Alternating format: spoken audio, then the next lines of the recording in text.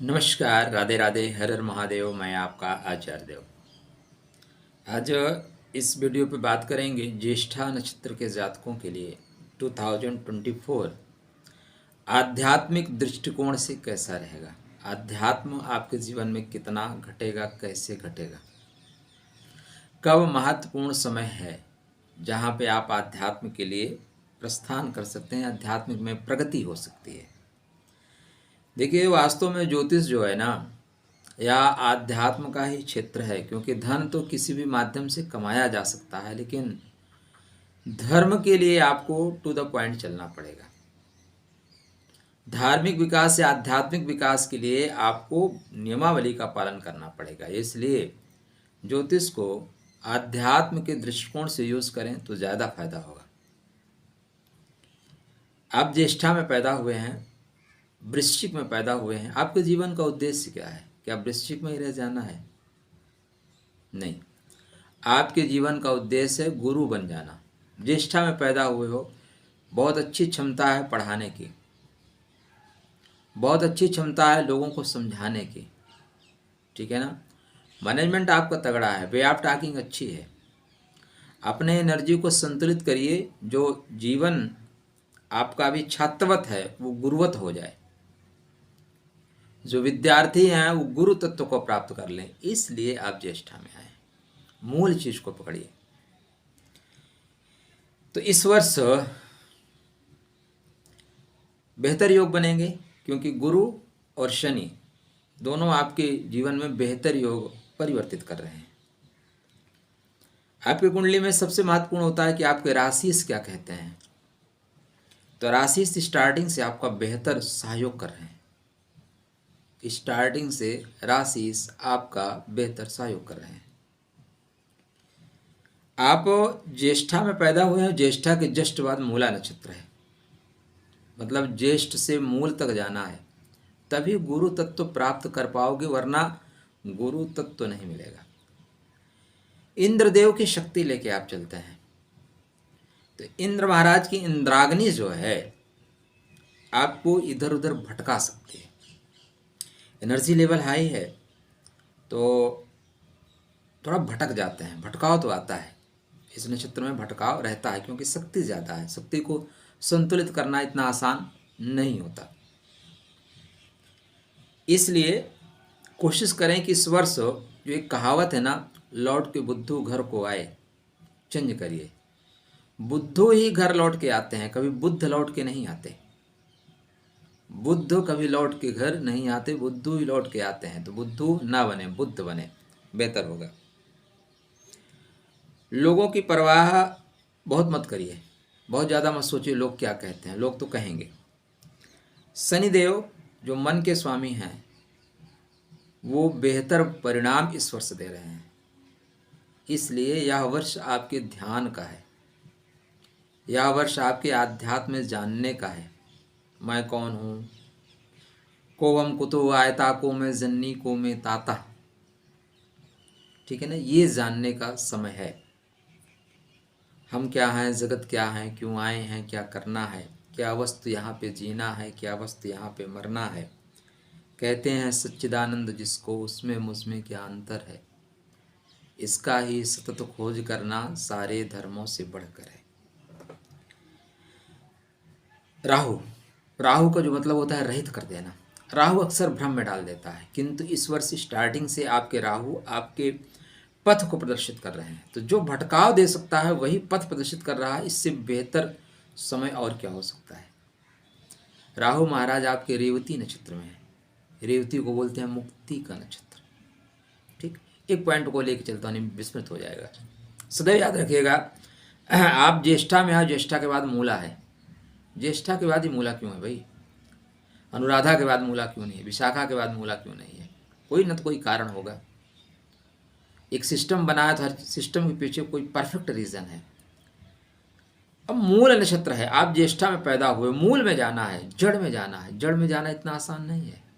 जड़ में जाने का मतलब मूल तत्व से जुड़ना। क्या मूला मतलब? मूल तत्व से जुड़ना। मूल तत्व कौन है? मूल तत्व एक ही है, श्री हरि भगवान विष्णु, वही मूल तत्व हैं, और संसार तो उनकी माया है, ठीक है। तो मूल तत्व से जुड़ने के लिए आप उत्पन्न हुए हैं, यह अलग बात है कि संसार की माया ने, चकाचौंध ने आपको अलग पथ दे दिया है। ठीक, तो मूल पथ से जुड़ने के लिए यह वर्ष आपके लिए श्रेष्ठ होगा। क्यों? क्योंकि जो श्री हरि की माया से उत्पन्न हुआ राहु है, जो सभी ग्रहों के मान को भंग करता है, वो राहु स्वतः मुक्ति देने की बात इस वर्ष कर रहा है। सूर्य नारायण के साथ आ जाए, ग्रहण लगा दे, शुक्र के साथ अभोक्तृ योग, बुध के साथ जाद जड़त्व दोष, मंगल के साथ अंगारक योग, तो सूर्य सबका मान हरण कर लेता है, वो राहु सबका मान हरण कर लेता है। वो राहु आपको मुक्ति के पथ पर बढ़ाने के लिए जा रहा है। कैसे मिलेगी? बैठे बैठा है, बैठे बैठा है, कोई चीज़ कहाँ मिलती है। पंचम भाव में है, इसमें है पंचम भाव में, इष्ट के घर में है। इष्ट की शक्ति लीजिए। आपके पास बुद्धि क्यों है? आपको इष्टा बुद्धि क्यों दी गई है भाई? तर्क क्षमता आपके पास क्यों ज़्यादा है? और लोगों की अपेक्षा लोगों को समझा लेने की क्षमता आपके पास है, तर्क कर लेने की, पॉइंट टू पॉइंट चीज़ों को जोड़ लेने की क्षमता क्यों है? रीज़न क्या है? कुछ न कुछ तो कारण होगा। ऐसा नहीं एक परमात्मा ने उठा के दे दिया, ले लो भाई, कुछ कारण है। कारण को कभी आपने सोचा?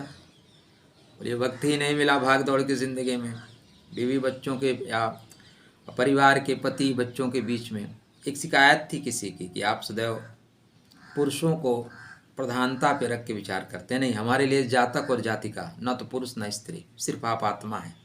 ठीक है ना? तो यहाँ पे आपको इसलिए इतनी अच्छी शक्ति दी गई है क्योंकि मूल तत्व में जो बाह्य आवरण है उसको आप तोड़ सकें। मूल तत्व तक पहुँचने के लिए जो संसार ने आवरण क्रिएट कर रखा है उसको खत्म कर सकें, इसलिए आपको इंद्रदेव की इंद्राग्नि दी गई है, इंद्र की शक्ति दी गई है। ठीक है, इसीलिए आप इतने बुद्धिमान हैं कि मूल चीज़ों तक पहुंच सकें। इसलिए नहीं कि आओ चार लोगों की प्रॉब्लम को सॉर्ट आउट करते हैं, घरेलू चीज़ों को यूज़ करने के लिए नहीं दी गई हैं। तो राहु महाराज आपके स्टार्टिंग से रेवती नक्षत्र में है, शनिदेव आपके शतभिषा नक्षत्र में है। शतभिषा को बोलते हैं शततारका, 100 डॉक्टरों की एनर्जी। मतलब एक डॉक्टर प्रॉब्लम को सॉर्ट आउट कर देता है तो 100 डॉक्टरों की एनर्जी लेके चलोगे तो प्रॉब्लम कैसे सॉर्ट आउट नहीं होगी, ये बताइए। सॉर्ट आउट तो होनी है। उसमें भी सबसे महत्वपूर्ण बात यह है कि आपके जो जिन मूल तत्व को लेके चलना है उस मूल तत्व के कारकत्व आपके केतु महाराज स्टार्टिंग में आपके लिए बैलेंस करके चल रहे हैं और ये 4 मार्च से हस्त नक्षत्र में चलेंगे। मतलब हाथ ही तो है। अब देखिए जब हमारा ये सिस्टम बढ़ता है, जब हम आगे बढ़ते हैं प्रकृति में, तो जब जीव मतलब हम मनुष्य अलग होना शुरू होते हैं ना, सबसे पहले क्या करते हैं कि 4 पैर से 2 पैर पे आ जाते हैं, चौपाए से 2 पाए हो जाते हैं। जो हमारे पूर्वज हैं जिनकी हम संतति मानते हैं, तो वो 4 पैर से 2 पैर पे चलना शुरू किए। तो शारीरिक रूप से तो कमज़ोर हो गए, भाग दौड़ की क्षमता कम हो गई, लेकिन मस्तिष्क का विकास होना शुरू हो गया। वहीं से मस्तिष्क का विकास, क्योंकि 2 हाथ फ्री हो गए ना, अब हम क्रिएटिव हो गए, काम करने की क्षमता ज़्यादा आ गई। 2 हाथ मिल गए, फ्री मिल गए, उनके चारों जमीन पे हैं। तो संसार का निर्माण इन्हीं हाथों से होता है। और केतु महाराज हस्त नक्षत्र में चलेंगे। कहाँ चलेंगे? हस्त। 4 मार्च से बेहतर समय है निर्माण कर ले जाने का।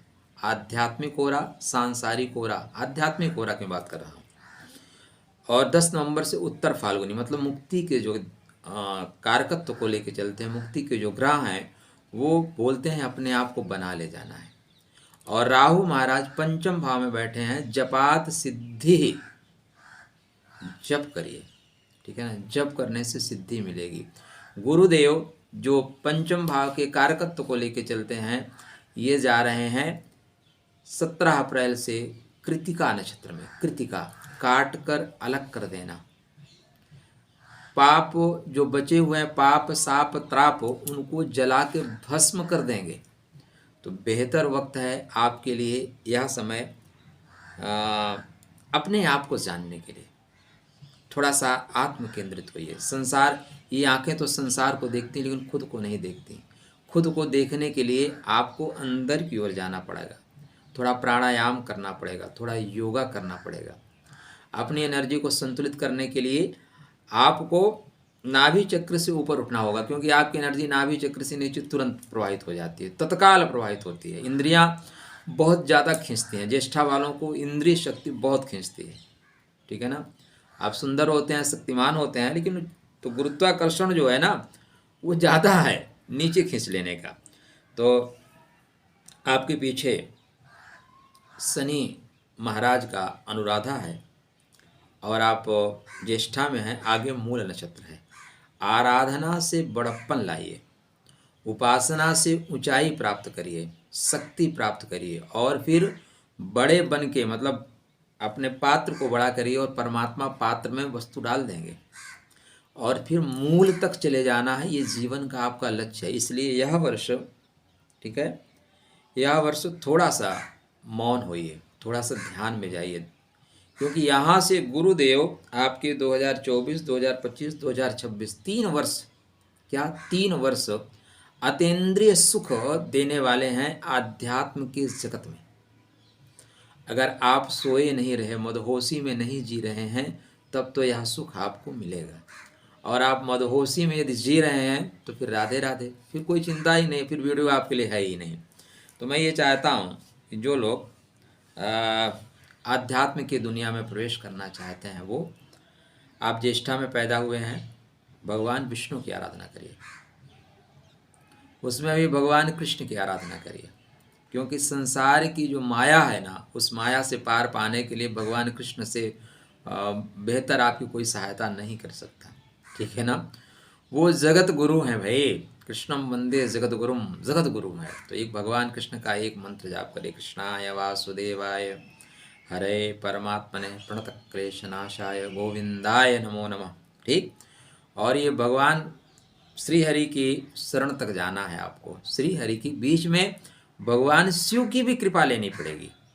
देखिए, स्टेप बाय स्टेप बढ़ना है, भगवान शिव की भी कृपा लेनी पड़ेगी। सबसे पहले क्या है, ध्यान में जाना शुरू करिए, कोशिश करिए नाभि चक्र से एनर्जी जो ऊपर उठ रही है उसको नाभि चक्र से नीचे न जाने दीजिए, ऊपर उठाइए, क्योंकि बार बार इस समय आपके अंदर कामोत्तक विचार आएंगे, उत्तेजना के विचार आएंगे। एनर्जी का ही दो स्वरूप है, एक नाभि के नीचे जाए, एक नाभि के ऊपर जाए। नाभि के ऊपर जाएगी तो आप खुद को जन्म दे पाओगे, और नाभि के नीचे जाएगी तो संसारिक जीवों को जन्म दे पाओगे।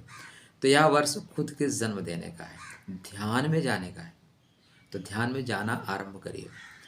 वीडियो तो थोड़ा डिटेल में और बताऊं क्या, नहीं ज़्यादा डिटेल हो जाएगा, तो मोटा मोटा ये समझ लीजिए कि अपने गुरु तत्व को मजबूत करके रखिए और केतु को मजबूत करके रखिए, क्योंकि केतु ही मुक्ति देगा।